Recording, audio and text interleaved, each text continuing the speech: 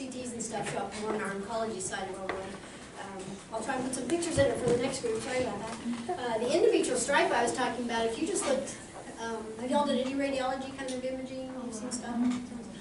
Uteruses are pretty homogeneous, and you have this little two-layer stripe inside because you got the lining from the top to the bottom, so there's standard measurements for that, more so postmenopausally than before, because there's so much variety of where someone is in the cycle. So we know a limit to expect in someone who's not got estrogen going, so that's how we get that. The saline infused uses the little catheter into the uterus, put saline in there, so again, now you've got this black outline of clear fluid. You can see distortions, either polyps, fibroids that are bumping in, things that we can blame for bleeding irregularities. Because you have a dysfunctional bleeding lecture coming up later today. Maybe they'll have some ultrasound. Is that later you said?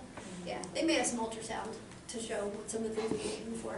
You know, fibroids and things like that we can see. But to look inside the cavity of the saline. So it's hard to have a normal for a premenopausal person. Depends on where they are, what they're taking. There's a lot of wide or normal range. But we use our ultrasounds a lot. So I think it's interesting there's so many blankets in here. I'm always cold, so I'm not this morning because I'm busy. But I always wonder, why don't they turn it up and save some energy? I don't know. One of those mysteries of life. All right. Yeah. We wear polar tank jackets inside the hospital all the time. It's like, I don't know. But not everybody's the same. Hot flashes. I was kind of like other people, hoping they would just, neutralize, but since I took care of that for the sake of my bones. So speaking of bones, hopefully y'all all know this good old rock and roll song. So bone density is one of the things I've always felt is one of the few sort of measurable medical reasons that we could say hormone's good for somebody. Some people take it because they have such a strong family history. They'll say, my mom's like this, she fractured her hip, and I don't want to be there. So they want to keep estrogen going for bone protection. In the first few years after menopause, we double our bone loss rate, which sounds scary if you want to say it that way. But we lose about 1% a year, and then in those few years we lose about 2% a year. So we're not building except up to our mid to late 30s, and then we got all we're going to get. So drink your milk at your age. Making a latte, right? You got to have your coffee. So we're building, and we're not going to get it back so well. So things like Depo-Provera, when y'all had a contraceptive lecture already. Yeah. So the thing they scared everybody with years ago was, oh my gosh, loss of bone density. It was measurable, but it didn't clinically matter. Nobody was breaking anything, and totally reversible. But you give that to someone who's 45, so she can skip all these menstrual irregularities. She's not going to go back the same, so you have to think about that too. So talk about bones. Osteoporosis, very common. Bone densities being our main way we measure those. It's very common, more common in women. So again, third decade, you've kind of peaked. Unfortunately, again, it is women. Our estrogen's good for us there, so keeping it going is a delay tactic to that bone loss speed up in menopause. And basically, it's what I just tell folks, you'll just still have that lower level bone loss until you stop your estrogen, then you'll speed up for a couple of years. So it's just a delay factor to keep taking estrogen. Hip fractures, unfortunately, happen way too frequently, and once it happens, it's just sort of a little stepwise thing of loss of mobility, loss of activity, to where the person has not actually been able to carry on daily life activities. If someone has a fragility fracture, meaning if I just walked out here and stepped off the curb and broke my foot, that wasn't traumatic. That shouldn't happen kind of thing. So fragility fractures are those we can't explain. They're atraumatic fractures. And if someone has that history, they can just be labeled as needing to have medication therapy for that reason. The DEXA studies we do are good in the menopause group. That's why when they studied it in the 25-year-old taking Depo, they really didn't have standards, because what they're doing in a DEXA is comparing me to you. Not fair, but that's what they're doing. So we use the screening age is 65. Hopefully they'll lower that maybe to 60, so we'll find people who may need treatment a little sooner. But over 50, the DEXA measurements include the hip, femoral neck, and the spine, with looking at the standard deviation differences to give you a diagnosis of osteopenia or low bone mass versus osteoporosis. So that's just the general guidelines. If you see any bone density report, they always have these printed on there, so they'll remind you what the ranges are. And you can be faked out. Someone's got some compression fracture of the spine. If you looked at it before it went, you're going to see it was osteoporosis. Now the density looks better again, but they can usually tell by the deformity in it that it got compressed. Bad arthritis, things like that. So things that can happen after a hip fracture can be, the disability, lack of independent living, and can't even carry out their daily activities. So it's a little bit of a continuum that we don't want to get started on. So the risks, like we said before, genetics and age, can't fix either one too well. The lifestyles where we can add the most changes in. We mentioned some of these already. Adequate calcium in the diet, adequate D. I always say eat your calcium, take your D, because that's really how we should do it in general.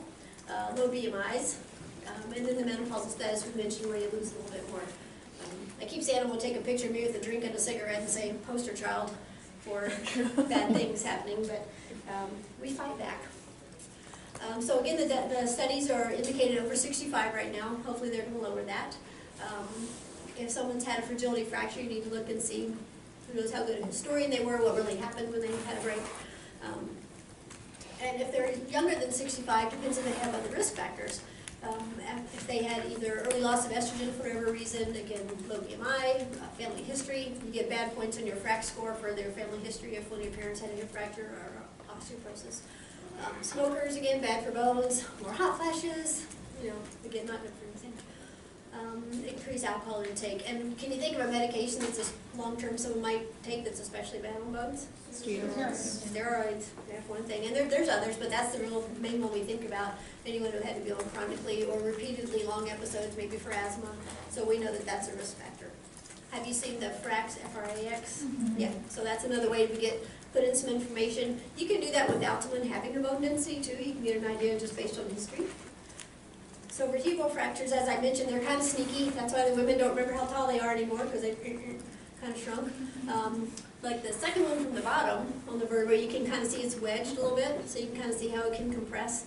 So its density may measure upright, but the radiologist can see that it's had some compression, wedge deformities or complete compression.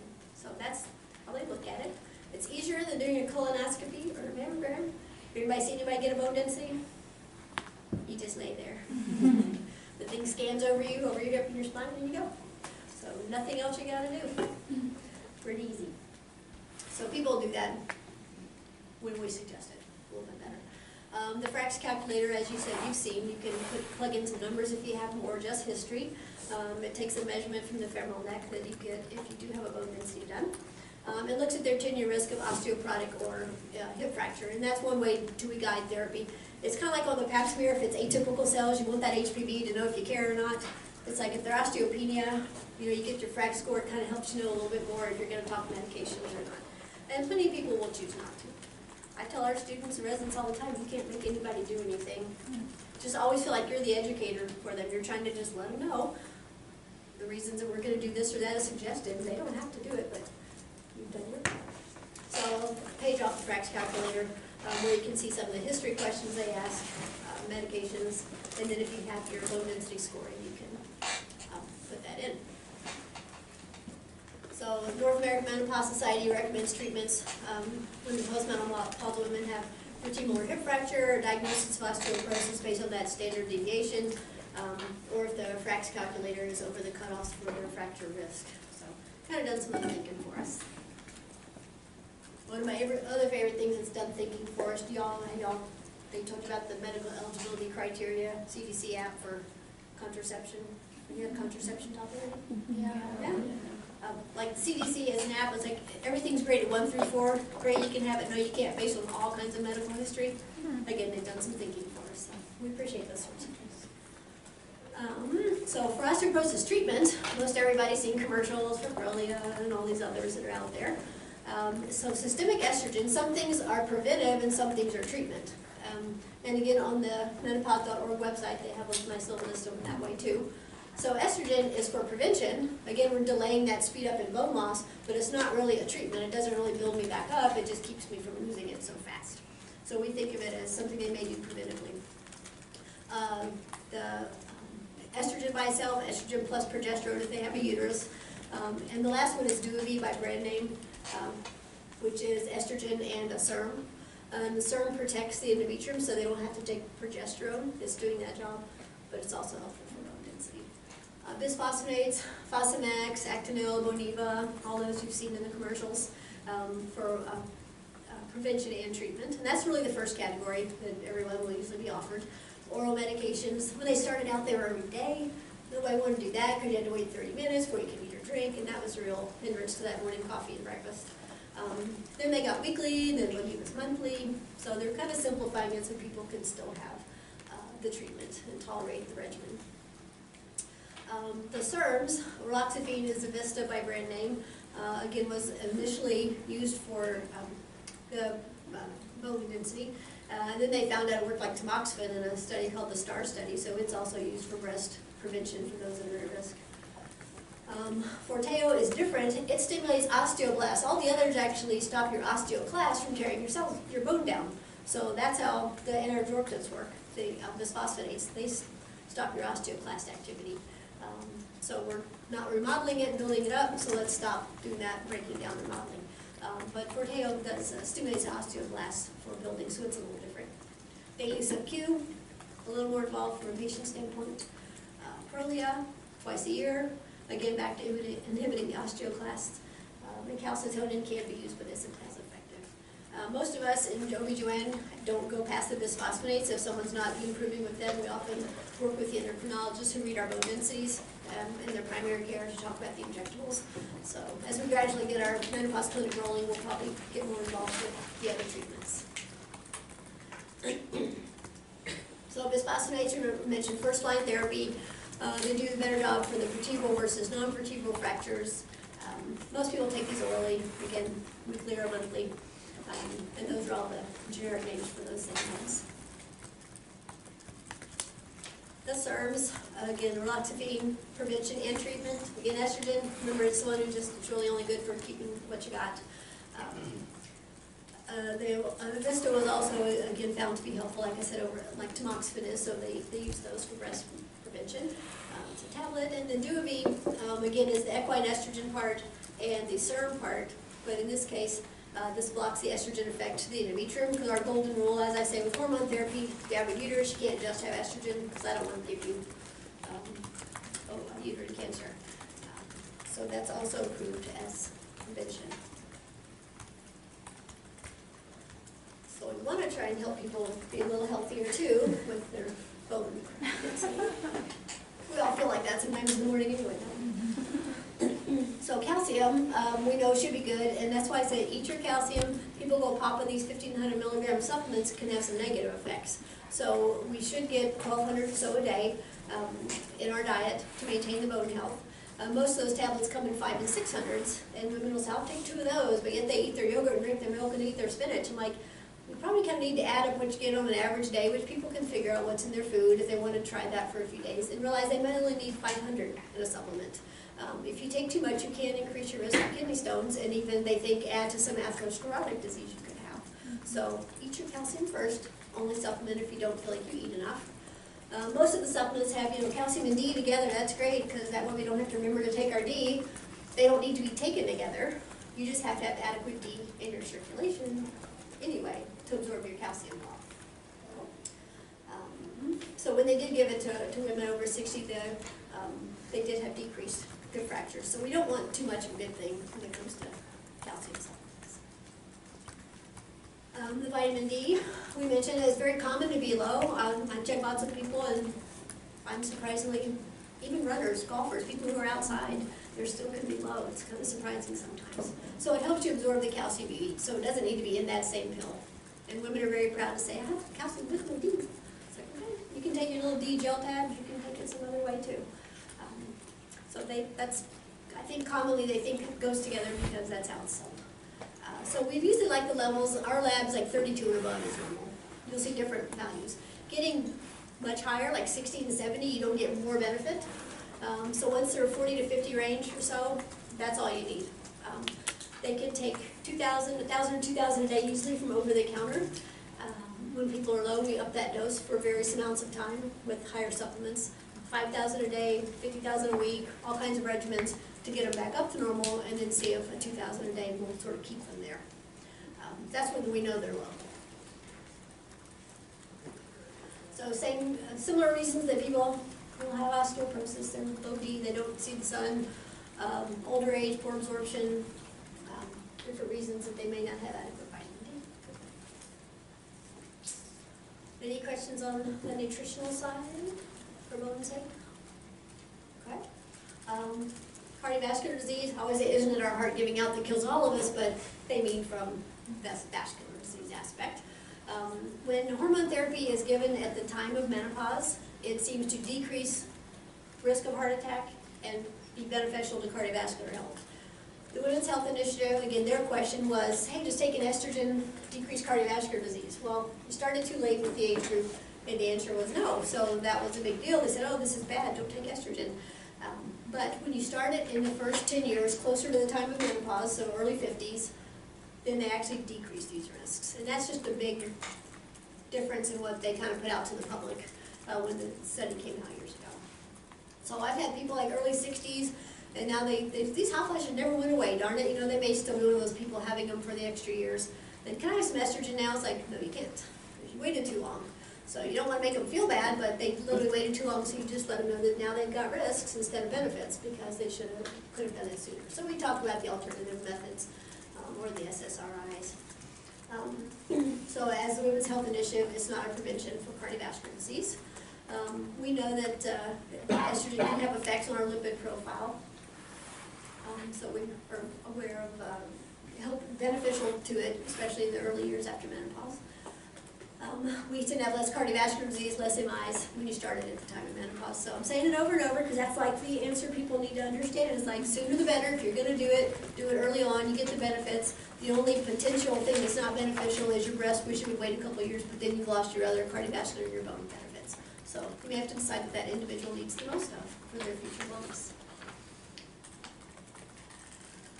And that's just one of the other supporting studies that, again, says it again. The 10 years is the magic number. They go from 50 to 60. Once you're over 60, you better have another reason you're talking about giving her any hormone therapy. We have lots of types to choose from, and there is one patch that's not even enough to be systemic, but it was invented just to help your bone density. So we have quite a buffet of options. GI diseases, we talked about colonoscopy screening. And hormonal therapy can, they looked at it in years past and said it seems to decrease the risk of colon cancer. It's not good for our gallbladders, so you decide. So we know it increases risk of gallstones and gallbladder disease by saturating our bile too much. Same for hormone therapy, same for pregnancy. I've had a few patients over the years come in by their 6-week visit, they had their gallbladder out after they had their baby because that estrogen just finally got to that gallbladder. So we know it can have a change on our GI system.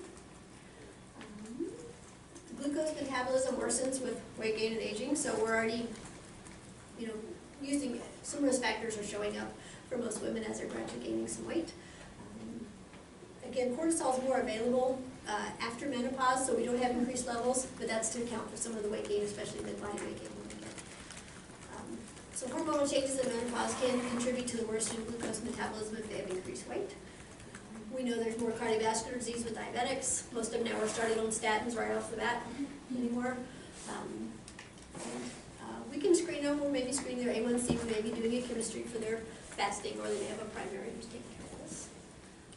So they can still have, diabetics can still have birth control pills and hormone therapy. Again, when they, some criteria that Medicare is really hung on to is cognition risks over 65, and it is true. If we started after 65, there can be some increased dementia. It's neutral otherwise. If you started at the time of menopause, doesn't help, doesn't hurt.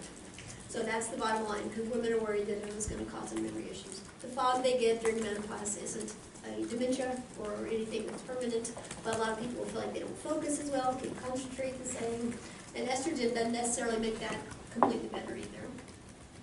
So we don't use it at all for cognition reasons. Now, this could be a whole other hour, but good news, we won't. There's a big list of it on the NAMS website. It lists all the products out there. You can Google any one of them individually, obviously, but we'll just talk the big picture. Basically, if someone has a uterus and they want hormone therapy, they have to have progesterone with their estrogen. I can't just feed that endometrium estrogen or I'll make them have uterine cancer. So they can take it cyclic and have withdrawals. They can take it combined daily, which is more common now. The safest way is estrogen by itself. As we mentioned, the study that said, hey, when you put progesterone into the breast, risk goes up. So that's great for those who had hysterectomies.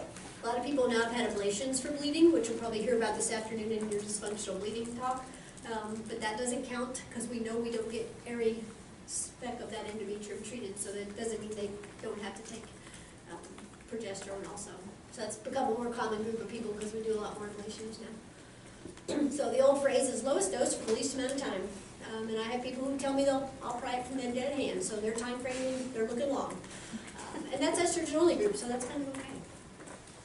So we just have to talk individual risks and benefits for that person. We've talked about a lot of the different things to take into consideration for that individual.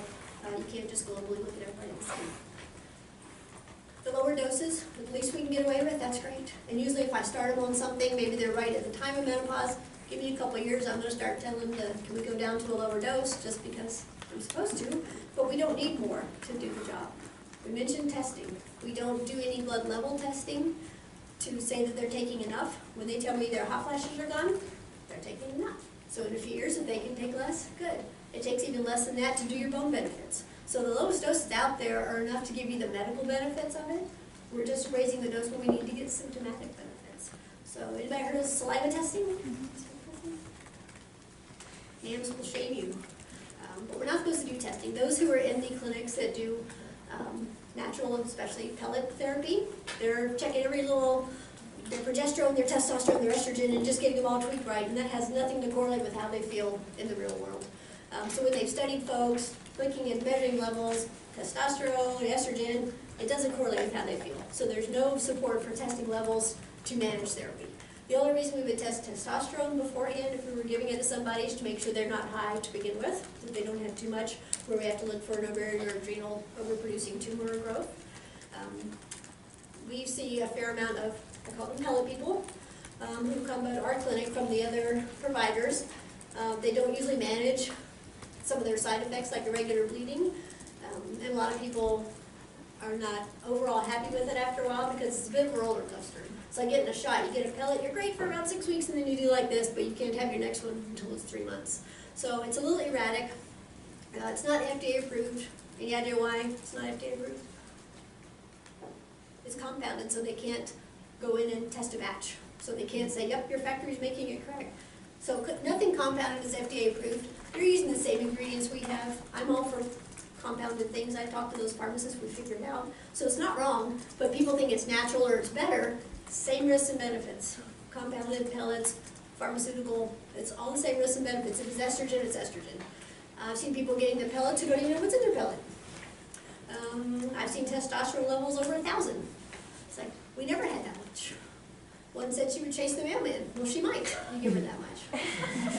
But it's not good. Do you know why we have no FDA-approved testosterone for women? Anything bad about it for us? The androgen side effects when you take too much? Yeah, what particular is unhealthy about it? What side effect? Features, Huh? hair growth. Well, that's more of a symptom we don't like. Medically concerning effect of too much testosterone. Do you like heart attacks? Well, it's the lipids. So our lipids go up, so the FDA won't bless it. It's like, I'm sorry, they had patches they kept trying to get past them. It's like, I'm not going to let you give her this for a sort of subjective problem and give her a medical problem. So that's why we don't have any. Compounding pharmacists do make a testosterone cream that doesn't seem to have those effects because it's low dose and topical. There is a pill called Estradiol that's been around forever, so they'll never get another one approved, I'm sure. But anything, the injectables, the pellets, it's more than we ever had. So it's got some risks. That's my preaching on that. So, you see where I am with that. So we use the lowest amount we need to fix their symptoms. And again, you can use systemic and boost it, as I say, jumpstart the vagina with some vaginal if you're trying to get those tissues better. And then after a while, they may not need the topical once they kind of got those tissues back in shape. So again, we said it may reduce the total mortality when you start it soon after menopause. Estrogen alone being a little bit safer. Women over 60 who had natural menopause, we shouldn't talk about it without some other reason. And the only reason I ever found in somebody was some real osteoporosis issues, so we gave her that low-dose, low-density only patch called Menostar. It's like, all right, we're going to try and keep you from getting more frail.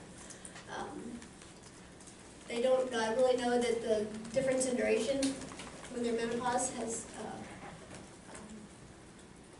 no clear indication for the longer duration improves or worsens the overall benefits and risks.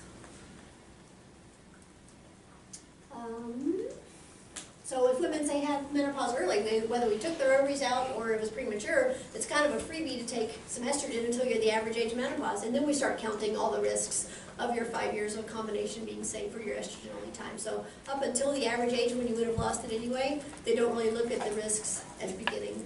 So it's kind of like said, free space time. So when they're younger, obviously they can have more. We use low-dose birth control pills into the early 50s if the person doesn't smoke and is healthy. So some of the ingredients of hormone therapy and birth control pills are exactly the same. One pill goes from 20 to 10 birth control pill, 5 all of a sudden is hormone therapy. Exact same ingredients of progesterone and estrogen, just less. So the lines have kind of blurred, which is kind of good. So I can slide people into it, especially those who don't want to ever say the word menopause. I had one who just wanted to call it her maturity. So some accept it better than others, but that way we just kind of tapered the dose. She never really thought of it as being hormone therapy, just less of a birth control. We know the risk most people think about, like a blood clot risk. DVT is certainly a reason we're not going to give somebody estrogen. Can you think of other reasons that I'm not going to give it to anybody?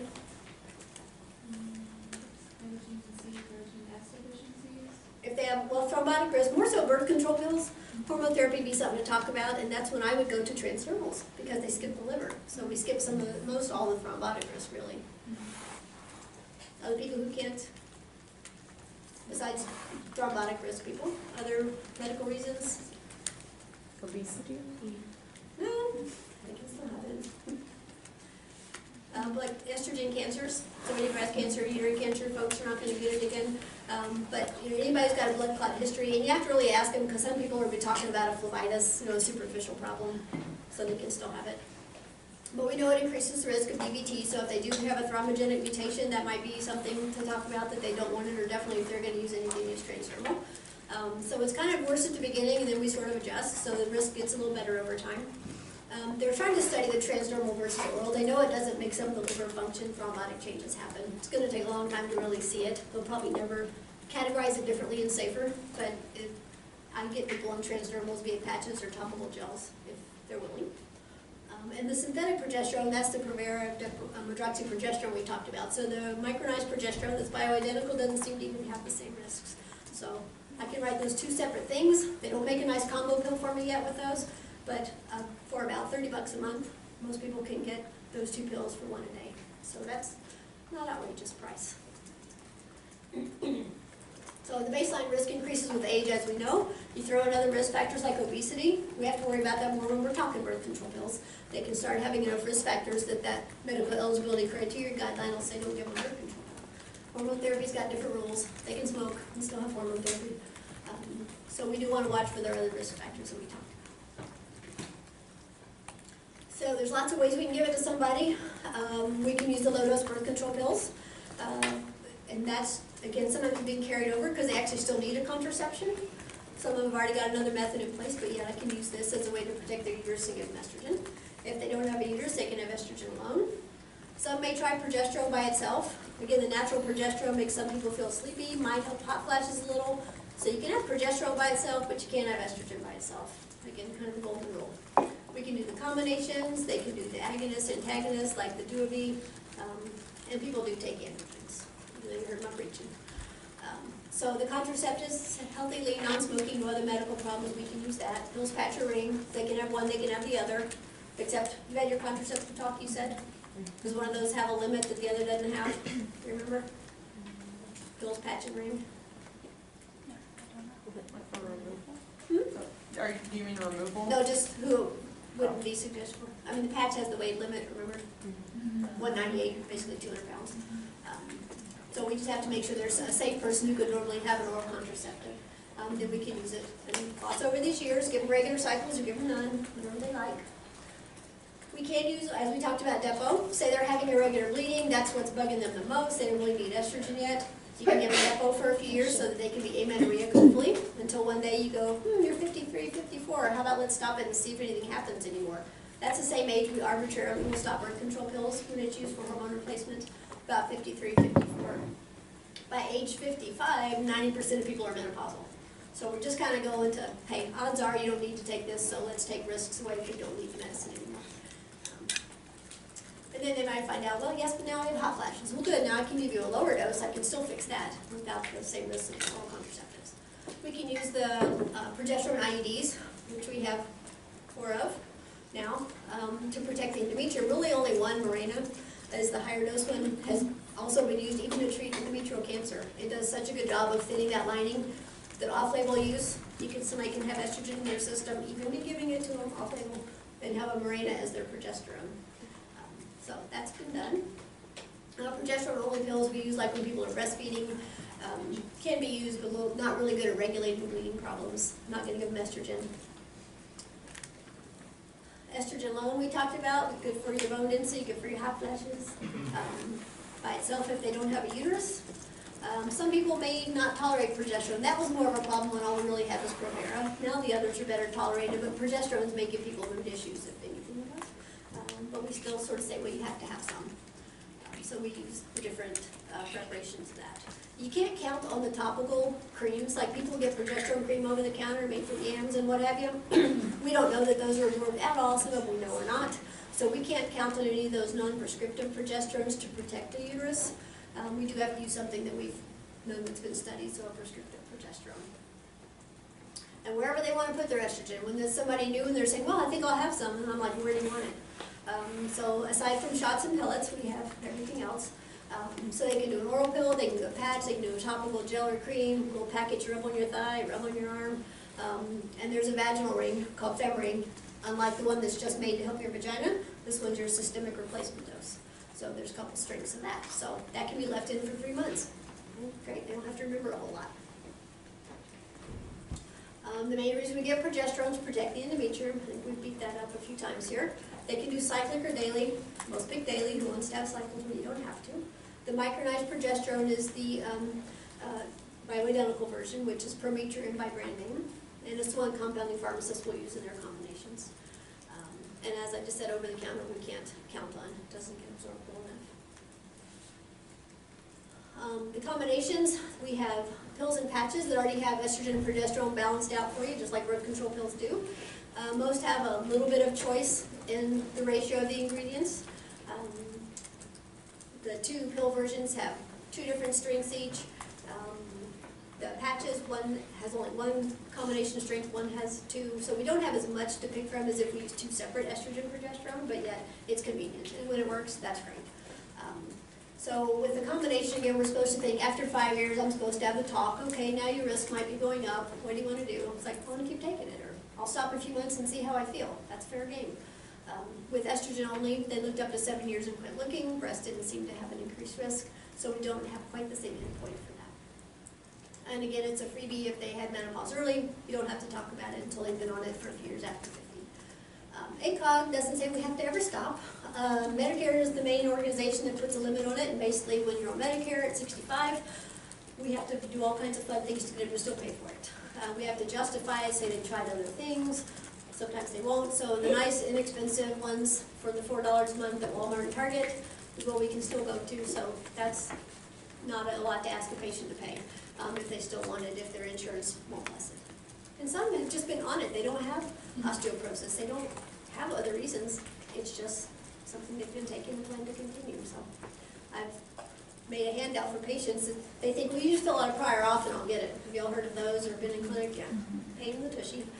Don't always, but patients think, oh, you fill it out and I'll get my medicine. It's like, no, I've got to justify it, and maybe you've never taken anything else that's on their little preferred list. So it doesn't always get it paid for, but we try. If people stop, as we said before, they get their hot flashes back plenty of the time. Doesn't matter if they stop it all one day or if they decide to try and go every other day, fun things like that. Worst thing they'll do with that is spot. And they can just decide what they want to do. If they want to stop at any time, sometimes they call and ask permission. It's like, you don't have to ask me to stop. You just have to ask me to get it. So they can stop whenever they choose. The agonist-antagonists, again, are working a little differently. So sometimes, like Evista gives people hot flashes. So they might be protecting their bones and their breasts, but they're not necessarily going to feel better from that standpoint. Duobi, again, is the same idea, the benzodoxifene, but it has estrogen.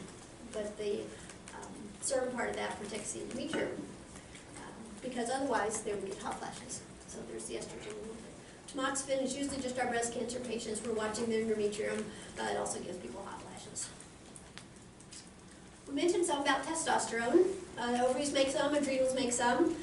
We know it decreases again between our 20s and 40s. It doesn't keep going down. But again, when people start associating, oh, it's time for hormone therapy, they just think it's time to add all of them back. But actually, it's been bottomed out for a while.